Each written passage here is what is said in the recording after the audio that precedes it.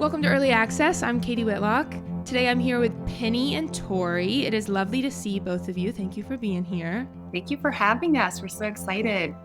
I'm excited too. This is going to be fun. So we're continuing our kind of mother-daughter series on the podcast. For anyone who has been listening for a little bit, you'll know that I used to do single interviews just with one person. Now I'm doing a lot of, interestingly, they've all been mother-daughter. I say parent-child and they're all mother-daughter. So I don't know what that says about fathers and sons, but it's all mother-daughter. And then we're also going to have, coming down the line, we're also going to have more than just parent-child. I have like some business partners. I have siblings. I have a whole lot of people coming on, but we're doing a big relationship focus kind of on the podcast now. But today we're continuing, like I said, mother-daughter. So I have Penny and Tori here with me. I'm going to have you two introduce yourself if you can. Penny, I'll have you go first. Can you tell the people a little bit about yourself, your Enneagram number, maybe how you got into the Enneagram? Sure. I don't know which one of you found it first, but can you kind of tell us that story? Sure. My name is Penny Love, and I'm 64 years old, and we live in San Diego, California. I first learned about the Enneagram. We were living in Connecticut, and my husband, Larry, he and I had been married for 28 years, and we had divorced. We ran into sort of what I felt was some irreconcilable differences, and we always remained good friends. And so Tori and her two brothers were, they were in late teens, early 20s, and it was Mother's Day, and it was in 2014. And at our church, Christ Church in Greenwich, Connecticut, Suzanne Stabile was giving a Know Your Number Enneagram workshop. And so Tori said, "What do you want for Mother's Day?" And I was like, "I want you and Larry to come with me to this Know Your Number workshop," which I didn't really know what that was. And as Suzanne started talking, she started with the numbers 8, and I'm a 7. Right. And my husband Larry's an 8. And Tori and I are looking at each other, and Larry's looking at the floor, and we're like, "Oh my God, I just thought he was an asshole. All these years, I just thought he was being, belligerent." Yeah. And then they got to Tori's number. She's a 4, and she would go up the stairs in one mood, and I'd follow her up and bang on the door. "Tori, come out, Tori, come out, Tori, come out." And then 10 minutes later, she'd come down and be like, "Hey, Mom, I'm going to the mall." And she's you'll look at her podcast or her Instagram post. She's very artistic. She's very quirky. Her wedding that she's having this October is sort of like a Halloween costume party, like cool. Classic 4. And so after that, it was like the very beginning day of our healing. And I sort of understood the lens through which Larry saw the world, allowed me to, not take it personally. And then fast forward 3 years, we remarried and we moved out here to San Diego, and our family's just so grateful. And so that's it. Enneagram means a lot to me. And Suzanne Stabile does as well, because I think it is really something that can change people's relationships and how they view others and the world, and it can bring understanding, which is something we need. And it's brought that to our family too. Absolutely. Yeah, quite literally. Absolutely. That's great. Tori? Yeah. I'll have you introduce yourself. Mom, I feel like you really skimmed over the fact that you guys got divorced and then got back together and remarried. Well, I am future-oriented, Tori. Right. That was in the past. Yeah. I'm just the listeners to hear that and be like, yeah, you did hear that correctly, that they got back together with each other. And yeah, I think I actually didn't know, Mom, that was your first time, your first exposure to Enneagram. I thought you already knew it. And so I didn't realize that we were learning at the same time. So that was cool. But hi, I'm Tori. I'm 31 years old. I live in LA, grew up in Connecticut.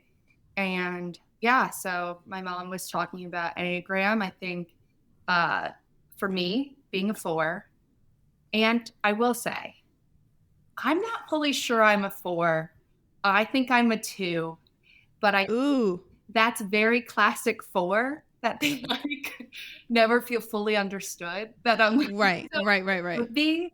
And maybe I just have aspects of myself that are too like, yeah. I don't know. Is your mom ever too positive for you? Do you feel like she ignores some stuff? Yes, I being raised by a 7 and an 8, I was Yeah. always the very emotional one in the family and felt very misunderstood because my mom is so positive. It could be like a, I don't know. I just never saw anyone else react to things in the Larry same. and I were like, do you know why she's crying? I don't know why she's crying. Do you know why she's crying? Do you know? I don't know. What happened? Totally. And then I have 2 brothers as well. I'm a twin. My mom's also a twin, so that's a cool. Wow. Mhm. And then we have a brother who's a year older, and so very close in age. And yeah, I think Enneagrams really helped our family communicate better. I think we all were living under this assumption that we're all the same, and we were Yes. Yeah. so clearly not. And instead of viewing it as you're the problem, you're just not hearing me correctly, or you're the asshole, like my mom said, Right. it gave us a bit more empathy for each other and understanding. And yeah, there's multiple times in the past couple decades since my mom has really doubled down on Enneagrams and like studied it really intensely, that she's used some Enneagram findings to like sprinkle it into conversations Yeah. when I'm like struggling with something. She was like, okay, well, in your relationship, your fiance is a 9 and then you're a 4. So here are some dynamics that could be happening. And so it's just really helped our family better understand each other. And, you know, even if there's aspects that we like don't fully agree with, like me not fully even knowing what my number is, Right. we now have like words to explain that, like things to point Yes. to and say like, oh, that's what I'm feeling and stuff like that. So it's been super Yeah. helpful for our family dynamic. Yeah, and I think that helps it not be personal, where we don't go when I will say to Tori, "Oh, 4, 4, 4, 4, 4, 4," and she knows it's like it's just it's not personal. It's No. something that we can recognize about ourselves that is our glasses that we're looking at the world through. And it Absolutely. actually helped me like myself more. Like I think I pegged myself Talk about that. too emotional, and that was like a problem and a weakness, especially having an 8 father. And I was embarrassed by how much emotion. And then I learned about a 4, and it gave me more pride, that it was like, it helped me see the bigger picture. A lot of the things that can be viewed as a weakness are really just my strengths turned up too loud. Like Yeah, that's a great way to say that. Yes. and like that doesn't mean I shouldn't just be like, that's who I am. I'm never gonna change. But the foundation of me is never gonna change. So like Yes. me having a big heart and feeling things deeply, that won't change. And that can be a strength in which I'm, good at reading people, and I can walk into a room and be like, the dynamic is off, and no one even has to say anything, and I can pick up on little things. But it also, when turned up too loud, I can become a little bit self-absorbed, or just like a little too focused on, I don't know. I don't think that happens as much as it used to, as you become more aware of it, because you can kind of go, oh yeah, I'm doing that thing. But another thing that I think is Tori's gift is that, the idea that you're feeling things 3 levels higher than anybody. Also, she's feeling things 3 levels deeper. So if there's anybody then can talk to someone that is grieving, someone that is in the middle of something where we're all like, I don't know what to say. Tori is the one. She knows how to get right down there in the hole and hold their hand, and we're not that. We're not the feeling type that she is, and that's a gift too. That's a gift because people need someone that can handle it. They can get in there and be with you when your life is falling apart. Yeah, and not need to fix it is how the 4s in my life Like they're the only number that I really feel like I can bring something horrible to, and they don't need to do anything for me. They don't need to make it better. They don't need to make it better for themselves too. You know what I mean? Like 4s are just, yeah, that does suck. Let's chat about it. Right. Tori, talk about that. Do you agree with that? Like, do you feel like you do that for people? Yeah, I think I always tell my friends, like, I'm really not afraid of dark stuff. Like, yeah, I'll have people preface stuff with like, it sounds bad, or like, I don't judge me or whatever. Yeah. And then they'll say it, and I'm like, that's it. Like, yeah. You just gave me like level 1. Yeah, totally. We do not need to, like, I feel like people can say stuff that is deep and dark, and I'm like, thank God you're not making it. Like, because to me, it's so apparent that everyone feels these deep things, and we're all just parading around like it's fine, and it is fine. Like at the end of the day, it is fine. But yeah. I find it as like a breath of fresh air when people can say those things, and I do have a little bit of problem or a little trouble not stepping in and fixing it. Maybe that's because that's where I feel like I'm a 2, where I will, I don't know, go into caregiver mode. Sure. But I don't know. You have a line to 2. That's your next move, right? Would be to, and 4s. I think people talk about 4s badly because all they talk about is like drama and emotions and all this stuff. And every 4 I've ever talked to reiterates to me that like connection is the most important thing to me, right? It is the most important thing to me. My relationships are the most important thing to me. What I think that comes out with Tori is that at work, because she very much just once, she'll say, all I want is for everybody to do their job. Like I want them. And it's like they're there. And so in that environment, it's a struggle because they're not friends. They're not people that are asking her. Well, it's tricky. They're not asking her opinions, but she might be their boss, but they really might not. She has to navigate how to put that to them without sounding like she's got the answers. Right. What do you do, Tori? Can you say? Yeah, I'm an employee engagement manager. So, which is like literally what does that mean? Yeah, Michael, I'm on the HR team. I do internal events, internal communications, surveys, feedback, and recognition. So like, cool. Our team's goal is to help employees feel more connected. They find that the more friendships you have at work, the longer you'll stay at work. And the more you feel proud of what you're doing and you can see how your work contributes to the whole, you're more likely to stay and more likely to perform better. And so our team does all of those things. And so it's pretty much like we're trying to figure out how to build relationships within a company. Like it is very relationship focused and stuff like that. I manage a team, so I have direct reports. And of course, I like decorated my office, so it's like very homey. I don't use overhead lights. I have lamps. Like it's a cozy vibe, and people constantly tell me that my office feels like a therapist's office.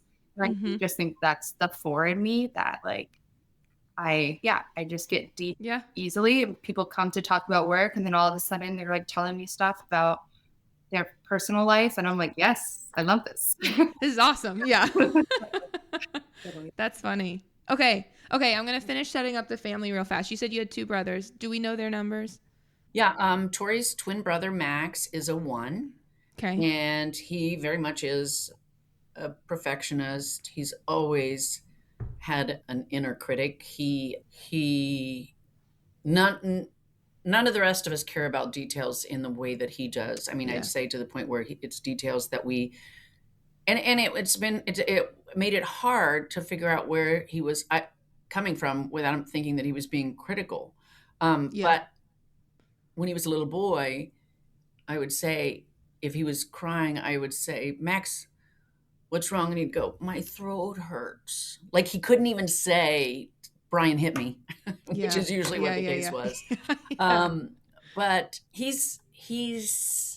that's helped him. He's in a job that's perfect for him. He's in a finance job. He's doing really well, but he lives much more cautiously than any of us. And I think we all sort of hold him on a pedestal and admire him. Although his older brother, Brian, and I'll get to him in a second, I'll tell you a quick story. Brian got married a couple of weeks ago, a first of our 3 weddings that are coming up this That's crazy, summer. by the way. And Max was the best man, and he got up and he gave this speech about, it was very much a truth-telling thing. And he sort of went to the vulnerable side about, how Brian had always looked at him and said, calm down. Right, Like, calm right. down, like in just an annoying big brother way. Older brother way. Everybody in the room was totally right there with him. And I just thought it just shows what power they have. And I think it's important for them to be vulnerable because it's so hard, but it is so moving and powerful. I mean, it was a highlight. Yeah. Oh, the other highlight with Tori was the officiant. So she got to preside over the ceremony. How was it? I just officiated my friend's wedding last fall. It's a lot of fun. Wow, totally. Yeah. Tori started out as a youth minister. Okay, so you got the skills for it. And then Brian, he's always been sort of the dominant brother. He was always banging these 2 on the head, from when they were little all the way, and whether physical or, psychologically, he was always very dominant. Right. He's a 3. Okay. He's in LA, also a chameleon, can, feel all the feelings of everybody, but can't quite process them. Mm-hmm. And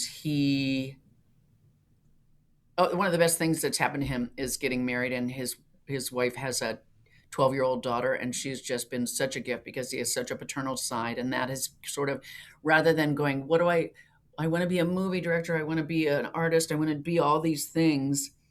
It's like now he has a purpose that is really higher than all that, which has grounded him, which has been really great. That's really sweet. And I think the kids are all close. Yeah. Would you say, Tori, that you guys are all close? Yeah, we weren't growing up at all. Like, we were close in age, and that's about it. Right. But we had nothing like in common. I used to always say, like, I think my brothers love me, but they don't like me, kind of thing. Like, just again, because we were too close in age, Yeah. And then she was a girly girl. They were boys. Yeah. And then in college, we kind of got closer, and now we're definitely at the place where we all just like really enjoy each other's company. We all have found partners that really get along well with each other. Like, it's just been really cool to see. That's awesome. The like closeness. There isn't really drama in our family in the sense of like, there's feelings, like there's, people expressing their emotions, but there's not like drama, like one person got jealous and sabotage and stuff like that. Like, we have like a very good rhythm right now. Okay. So my last question, kind of setup question, Tori, if you don't mind, can you walk us through, for as long or as little time as you'd like, your kind of relationship with your mother over the course of your life, just so we can kind of see like what it's been like and where it is now. Totally. Right? Totally. My mom and I have always been buddies. Like, I think, especially being the only girl, I don't know, like, she was always the person I like played with because my brothers weren't good at it with me or whatever. And my mom was really, really fun. Growing up, we were in this like small neighborhood, and I truly thought this was normal for everybody growing up. And now I'm starting to realize, I think my mom just brought the fun. But she created a lot of traditions on our street because we had a lot of kids of like all different ages on our street. And she kind of like brought everyone together. She like taught the majority of the kids on the street how to ride a bike. That's awesome. Helped everyone pull out their first tooth. She was just like this like whisperer, Yeah. She started a tradition of Halloween parades on our street, and we did this thing called Toast the Trees growing up, which was like a progressive dinner where you move from house to house. And she like really connected people and brought the fun and was high energy. And on Halloween, she would dress up in these like ridiculous outfits and and I always thought it was so funny and enjoyable. And I just thought that was just like the role moms played. And the more I like, saw how my other friends moms were, I was like, oh, I think I just got a really fun mom. Yeah.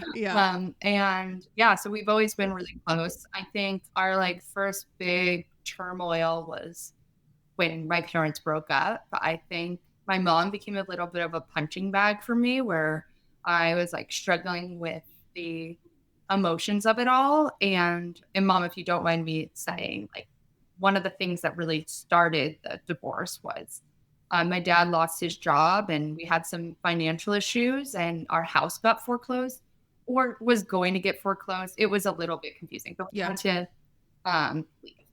And my mom was the one who, like, you know, she found an apartment for us to move into and was trying to create like stability. And because she was the one who was making all these moves, I put all the blame on her. Yeah. Like, Yeah. and man, looking back, I'm like really embarrassed about how many times I yelled at her on a daily basis. Like she was just a punching bag and she took it. And yeah, we just like, it was a rough time. And instead of us coming closer, I think I don't know, I resented her and I just wanted to leave and go to college. And so I did. Yeah. I think the space of college really helped. And everything. And we were close, but we weren't talk every day close. We were, Mom, how often do you think we talked when I was in college and then in Philly? You know, all of you kids, I think, well, if you take in the factor of the feelings of the divorce, and then that doesn't necessarily go, hey, I feel like calling up, my mom or my dad. And so we didn't talk that much. But honestly, I do think, I honestly do assume a lot of the responsibility for the divorce because, like, I was going to go get insurance for the family. I was going to take care of this family, and it didn't ultimately work out that way. And Larry and I remained friends through all of that. But I also feel very lucky and blessed because I don't think we'd be as close as we are. And Larry and I always say, nothing's really changed about our relationship except our perspective on each other. Yeah. And, for a long time there, we would say, oh, do you want to, I would have something would make me mad. We'd get a bill, an overdue bill or something. He'd go, do you want to argue about this or do you want to go get dinner? So that was sort of like, let's go eat. And so, I regret it, but I also acknowledge that we wouldn't be, Larry and I are probably closer than we've ever been. We take care of each other. And a weird thing happened though when we moved out here to California is I got a job and our roles reversed. He had always been this big time morning news anchor on one of the morning shows in New York City. And our kids, we got to go to junkets, VIP to Disney World and on cruises and to Caribbean islands. And we had this great life. And then it stopped suddenly. He lost his contract. Yeah. And then, I'm going to fast forward again for 4 years, Tori. My parents got sick in Ohio. My sister had been taking care of them the whole time. My mom passed away and she was like, I can't do it anymore. And I'm like, well, I can't do it. I have a job is always what I'd said. And then I ran into my boss one day and I'm like, he's like, what's wrong? I'm like, my dad I've got a problem with someone to take care of my dad in Ohio. And he's like, we can transfer you there. You can be the Ohio manager. And then I was like, I still didn't really want to move back to Ohio. You were like, awesome. I'm like, okay, that's great, but I really don't want to move to Ohio. Great. Yeah, thank you. We lost the lease on our apartment. And I was like, okay, God, talk about shutting doors. Or literally. It was like, I guess, and then Larry, I had to train my new replacement for 6 weeks. And Larry, we weren't remarried yet. He moved back to Ohio. And for 6 weeks while I trained this person at my job in New York, he took care of his cantankerous, violent, bedridden father-in-law. And, that's love. That's real love. Sure. And so then when we were there, he quickly died after that. Here we are. Okay, we're back in Ohio. Larry, as an aide, he's always happy as a clam. He could be sitting in a, shack near the dump and he'd be like, oh, this is cozy.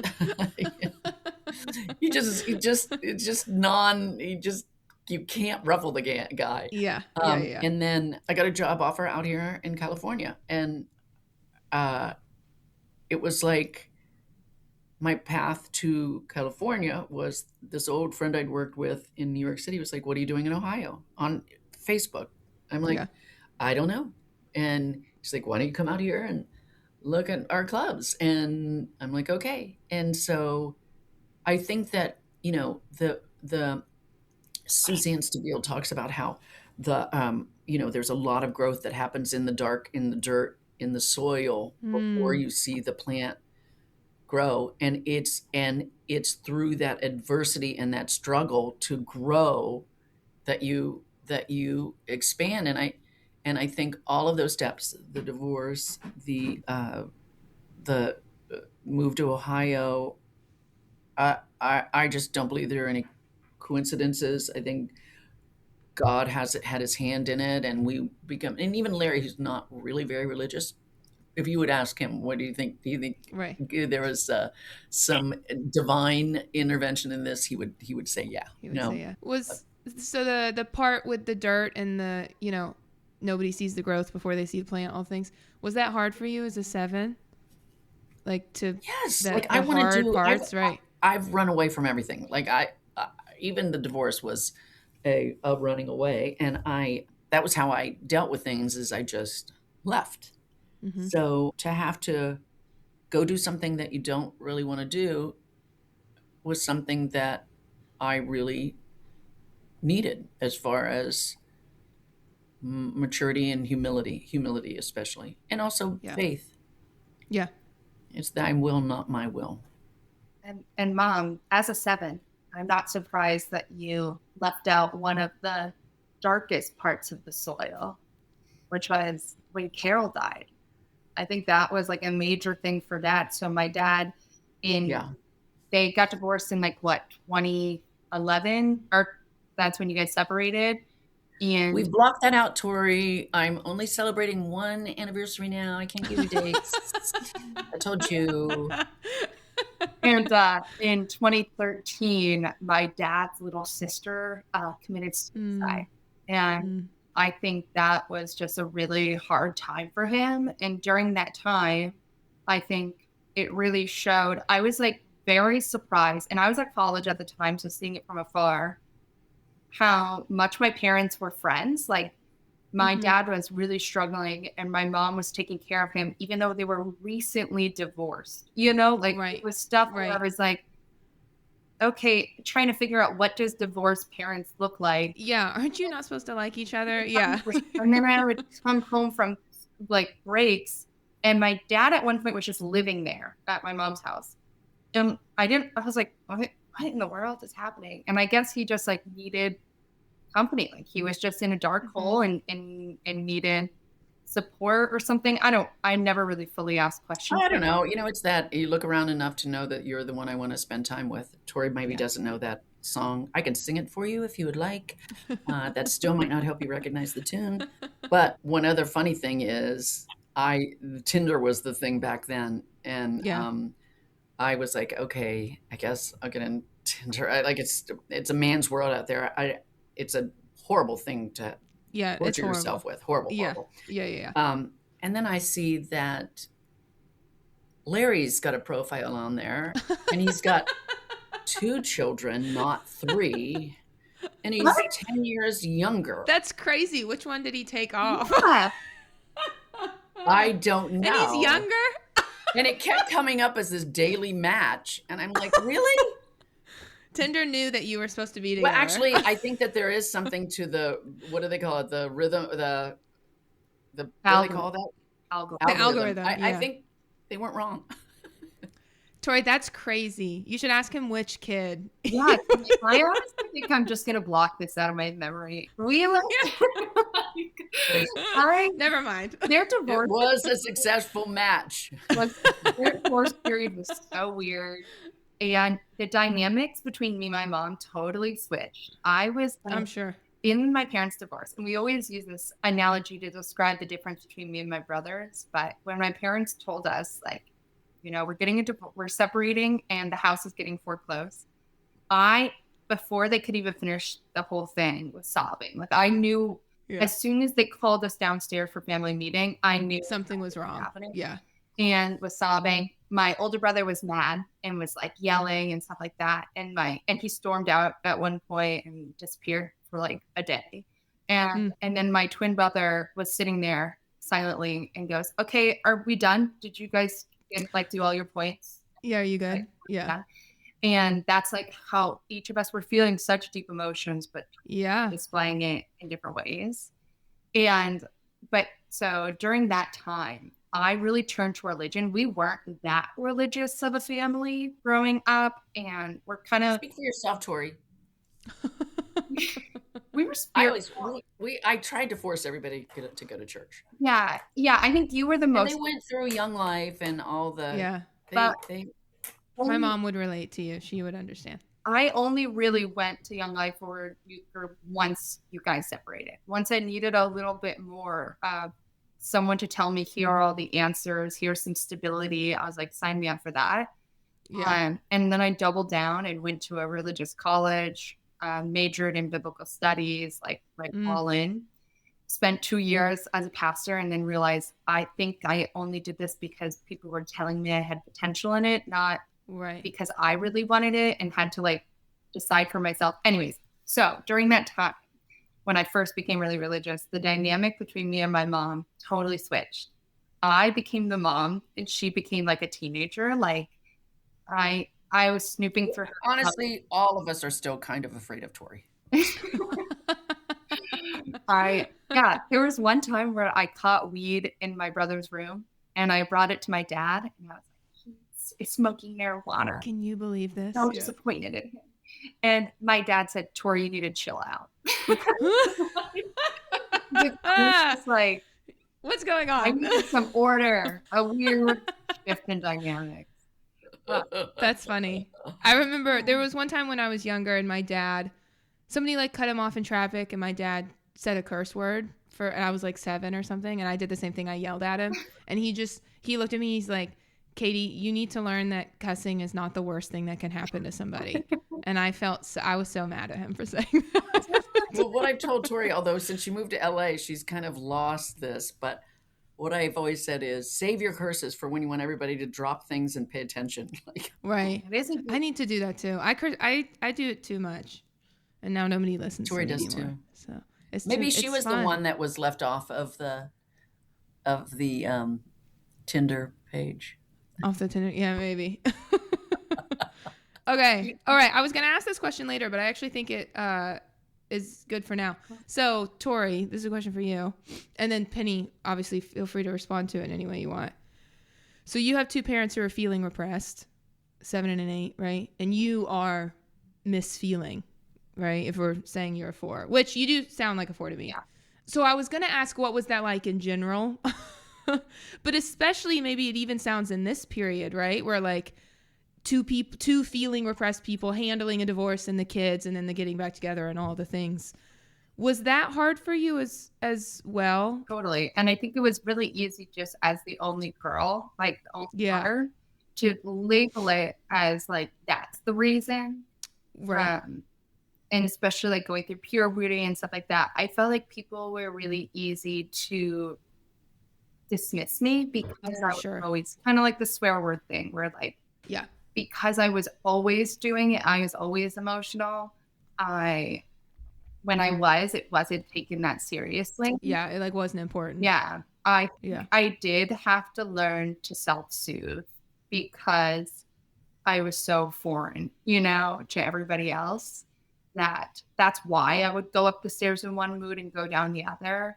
I wasn't very good at in a heated moment expressing myself or calming myself down. I had to get away from everybody else to do it because they didn't have the tools or the skills to help me through that, And I think that's fine. I think I developed that skill on my own, but it definitely had a few years of feeling like I was too much I don't know. I remember in high school, when they were going through the divorce, I was driving home with my twin brother, and I was like, I just think I'm like really depressed and like really struggling.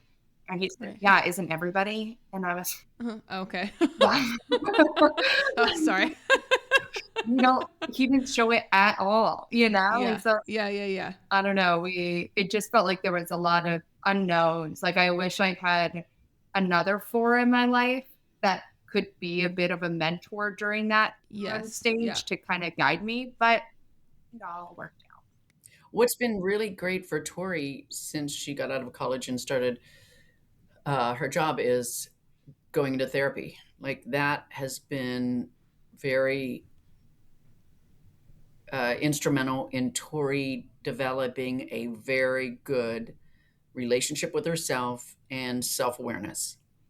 Like now she knows when she's doing different things. Like she'll call me and she'll go, okay, I'm not going to complain to my fiance about this, but I just need to get this out of my system. Yeah, I think that's a really good tool. Yeah. And to just, I've got to say it and get it out of, or even stuff at work. And I have learned on the phone that I don't say, oh, well, for my years of experience, what you need to do is tell him, like, because she would pretty much, sometimes she would hang up on me. She was like, I don't want to hear it. She just wants you to listen and for her to, verbalize it. And I just think therapy's been very, very helpful, and having a therapist she really likes. And that's good. Mom, you've also on the phone, I'll say like, and then I said this to my fiance, and you go, oh, Tori, you didn't say that. You're like, if I ever was, I don't know, called Brandon, my fiance, out on something, or I expressed that I like deep emotion, you would cringe because you're so 7. You're like, no, stay positive. Oh, stay positive. Listen, don't tell Brandon, but I'm hoping he'll call me Mom. Is he listening? What? Is he listening? No, he's at golf. Oh. So Penny, I have a friend who is a 7 and she's a mother, and she might be about your age, give or take. And she says when her daughters call her, I don't know if her daughters are 4 or not, but when her daughters call her, she has this if her daughter starts to talk about something hard that she knows that she can't fix, my 7 friend has this like overwhelming instinct to like hand the phone to her husband or to like hang up and be like, I can't.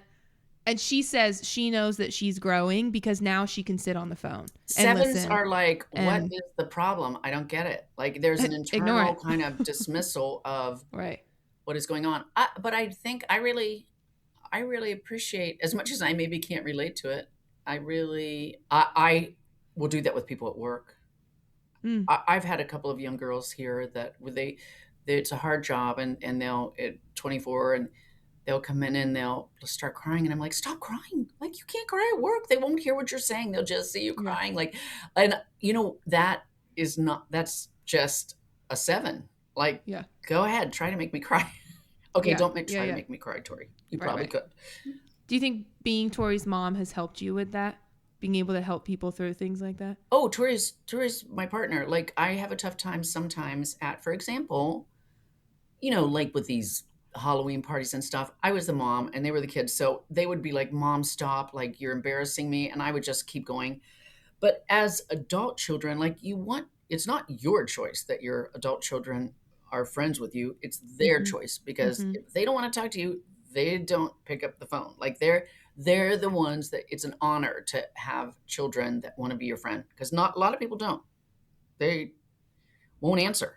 And so we were going into this wedding, and what I know is I get very whipped up when I know that there is a party going on and there's going to be people dancing and laughing and getting, crazy and all this stuff. So I said to Tori, and I can sometimes feel it, but I don't really often want to stop it because I feel like it's entertaining. Like some people would be embarrassed. Like it's a show-offy thing. It's like a rodeo clown is what I think. When you say whipped up, what does that mean? Like you want to dance away, doing the worm on the dance floor, taking off my whatever. I don't know. It could be, be anything. Anything. So I said to Tori, okay, we're going to have a cue word. And if I get it going to a level too far up, and you think I should take it down a level, just come up to me and go, Mom, level. And that cue word will let me know that it's not being received the way. And I was very proud of myself because even though I think I rode piggyback on one of the kids' backs, but I think I won. I would think I won that dance competition, me and Joey. But Tori never did come over to me and say level, and I didn't know. I felt like I was pushing the ticket. Anyway, when you jumped into Joey's arms, that's what it was. It wasn't a feedback, right? But he was down, like he was matching your energy. So whatever. I knew him since he was in preschool, and I warned him. I'm like, "You ready?" Yeah. And I'm surprised there wasn't like a dirty dancing moment in the middle of the dance floor. Holding her up. There might have been a few kids weren't there. There were a couple times where I stood up and I decided not to because, like, thanks, Mom. I mean, Tori. Well, and because my caliber is different than our brother Brian's, and he wanted that kind of fun stuff. Mm-hmm. So, like, I think. Oh, so Mom, like, yeah, it's not your wedding, but it's also this huge moment in your life. And it's like, I didn't want you to feel like you were being turned down or suppressed. Like, you deserve. I did try to behave like, except on the dance floor, but I also feel like, and this is the problem with sevens. Like, it made me happy for days.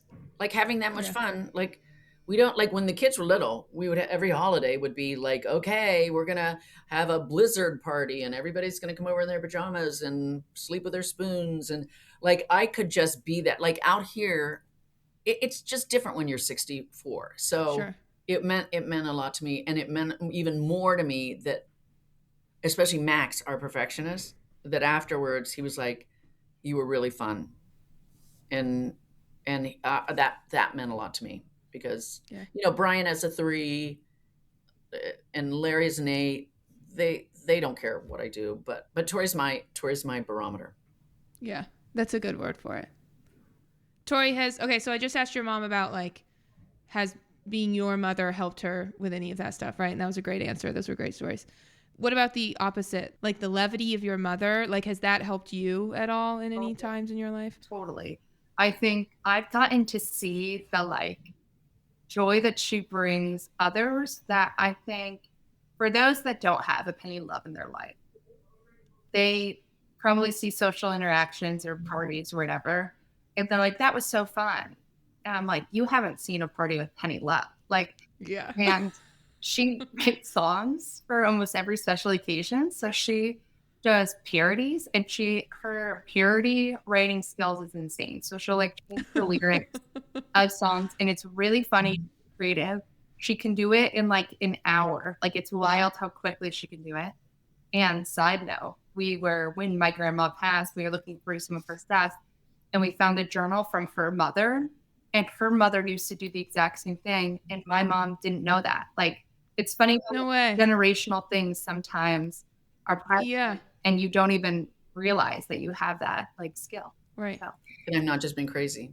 Yeah. Another thing is that Tori's fiance is a 9, but he is viciously funny. And what he will do is he will interject very straight-laced. He'll interject a pun or a funny comment into a conversation. And everybody just keeps talking. And he's brought out that in Tori, where always sort of, even in serious conversation, he's ready with a quip. And I think that's fun and brings out, when you're around somebody like that, you can kind of riff off of them a little bit. Sure. Yeah. And like I'm saying, like, you don't know what you don't know. And so like, for me, I would have always thought it would be fun to do what I thought was fun. And then I saw my mom bring the fun and see the next level of joy that comes out of other people because of her fun and the deeper relationships that come out of it. And I found that like people show up for my mom when she like needs it. in a way that I'm always surprised by. Like, she will have people that she hasn't talked to in a while that are like commenting on her posts, or she was like, oh, I was just texting with this person. I'm like, do you still keep in touch with them? And I think it's because she leaves such a large presence that she makes other people feel. I don't think that's it.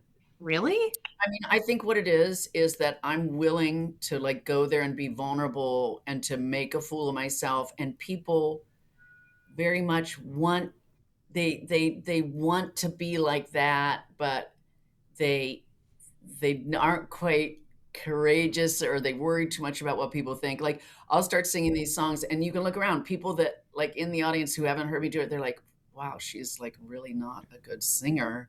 Like, is she serious? And there's a weird kind of, oh, and then, you know, they get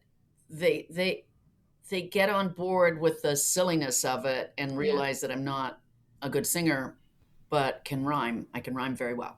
But I think you bring out that like childhood joy in people that people kind of forgot was there until you create that space for it. Like, at weddings, she often brings out this money gun that like literally shoots out. No way. And she was like, it's so funny how people get piling on the ground, like rummaging for fake money, because all of a sudden there's just so they look like real. They're $100 bills. Yeah. And I think it's just like, it kind of like awakens something in you. Okay, so I'm also getting married in October. Oh, no, and now I want you to come to my wedding too now. Yeah. Like, that sounds fun. You know, Martha Stewart says every party should have a surprise guest. So how about we crash your wedding? That would be so fun. It's not on October 24th, is it? No, it's October 3rd. Perfect. Okay. So you have time. I think we can make it. You have time.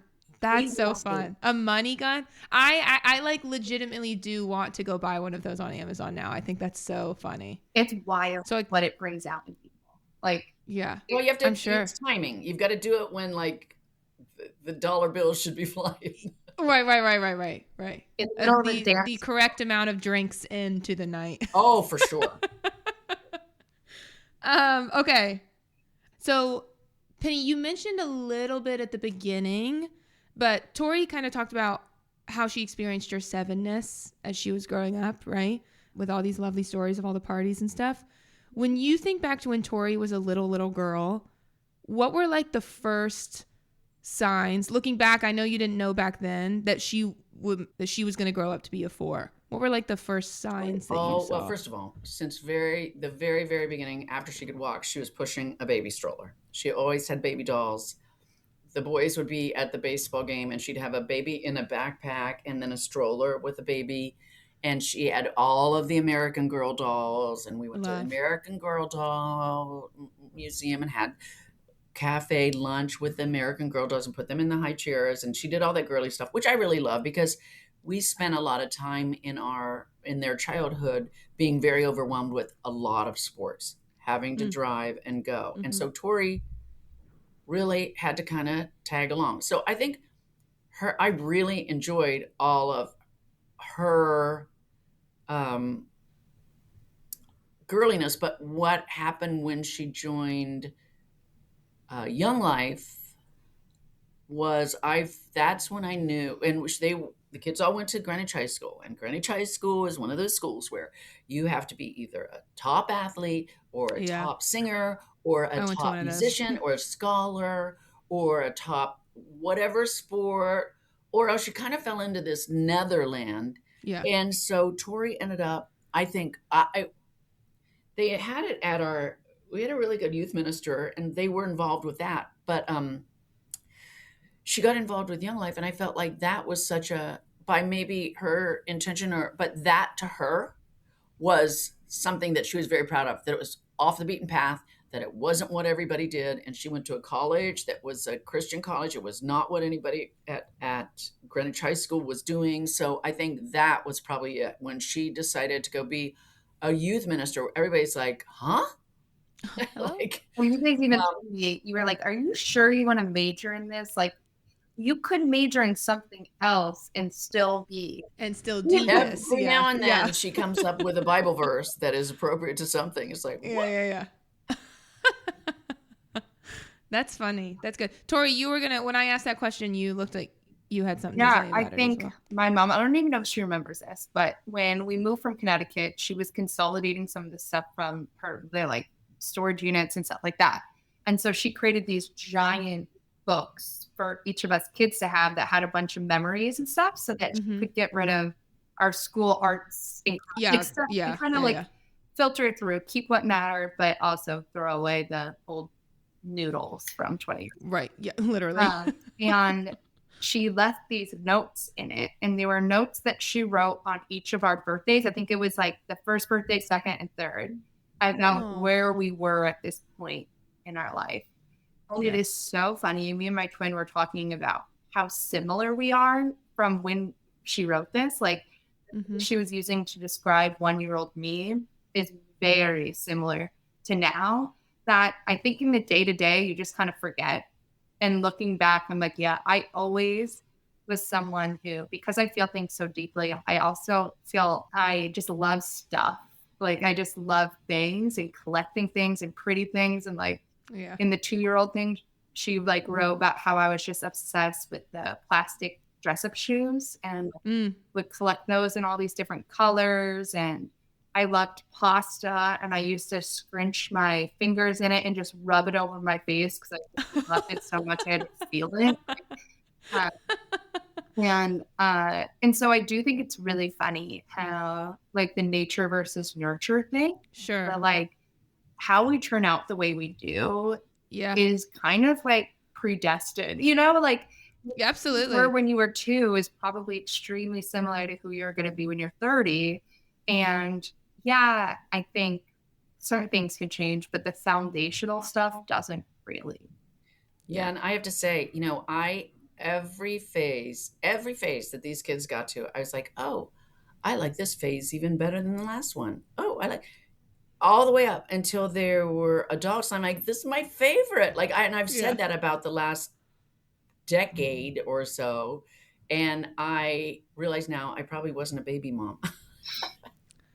That my mom has said that same thing. She says every year it gets better. But I loved it. And we had we had a 22-month-old. And I know what I wanted to say about Larry and I when we moved out here and after the Enneagram stuff. Throughout all of the kids growing up, I worked 3 days a week, but took care of everything. I took care of the cooking and the unloading the dishwasher and all the diapers. I did everything. Larry never changed a diaper. 7 days a week. He might say otherwise, but no. He did change one diaper on TV, which he will then bring up that counts, which it doesn't. And then when we got out here, we switched.